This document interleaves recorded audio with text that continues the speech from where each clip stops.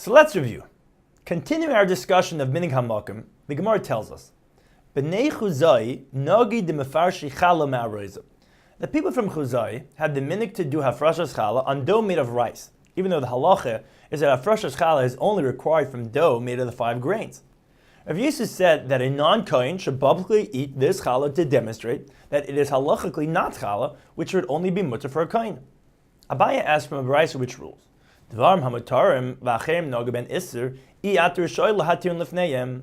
Even if something is completely permissible, but the local custom is to be strict, we may not be lenient in front of the locals.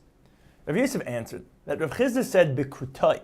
This rule only applies to krutim, and similarly uneducated people, who are more likely to become confused if we are lenient, and might be lenient even where it contravenes halacha.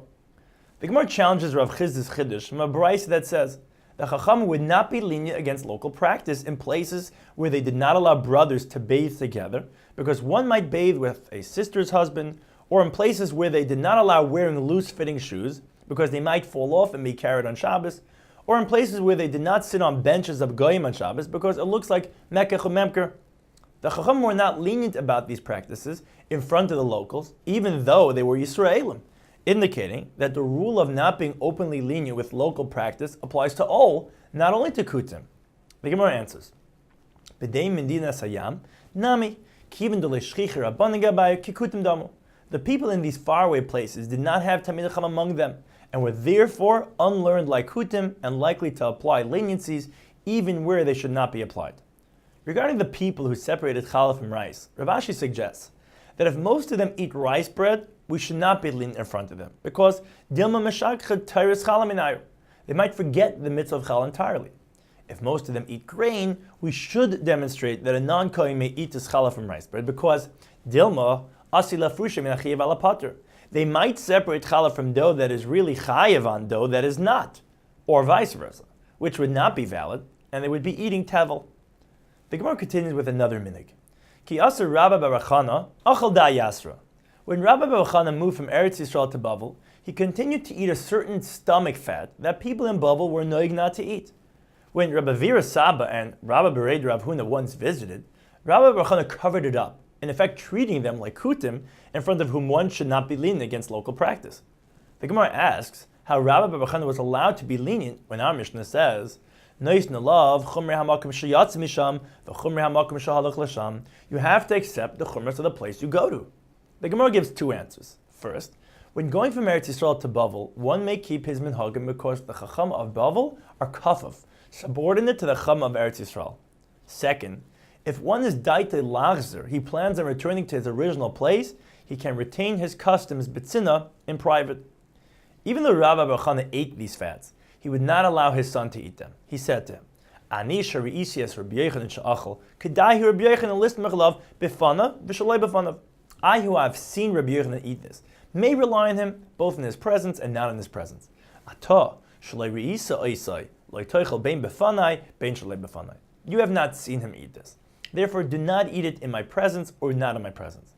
However, regarding the minig of eating sviche kruv, the aftergrowth of cabbage during Shemitah in Eretz Yisrael, Rabbi bar Chana related that Rabbi Yochanan ben Elazar was told by his Rebbe, I, who saw Rabbi Shimon ben Yochai eat it, may eat it b'fanav v'shalei b'fanav, but you may only eat it b'fanai, but not shalei b'fanai. My Rabbi Shimon, where do we find Rabbi Shimon permitting aftergrowth of Shemitah cabbage? In the brayso, Rabbi Shimon says that svichei kruv are mutter because the roots never disappear in the ground, and are never kala l'chayim in hasada, unavailable to animals in the field, and therefore never had a mitzvah of beer. The Chacham agree in principle, however. Gazrinan svichei kruv atu shar svichei alma. They are strict with aftergrowth of cabbage, so that people not be lenient with aftergrowth of other vegetables whose roots do not stay in the ground. Reb Shimon holds loy gazrinan. The Gemara now returns to that which the Mishnah said. If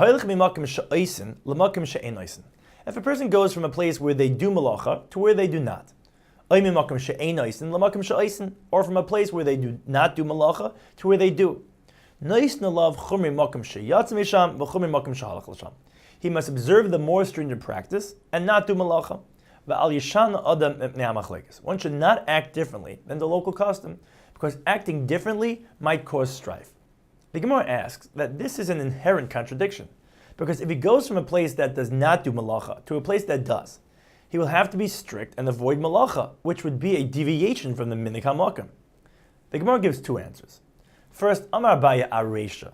The statement about not deviating from the minig hamakom because of machlekes is only talking about the case where a person came from a place where they do malacha to a place where they do not do malacha, where the strict practice conforms to minig hamakom. Second, Rava Amar, Ein bezu mem neshinam machlekes. Refraining from malacha in a place where people do malacha will not cause machlekes, because most people who see him not doing malacha will just assume kama batlani have b'shuka, he's idle, not because he's being strict, but because he has no work to do.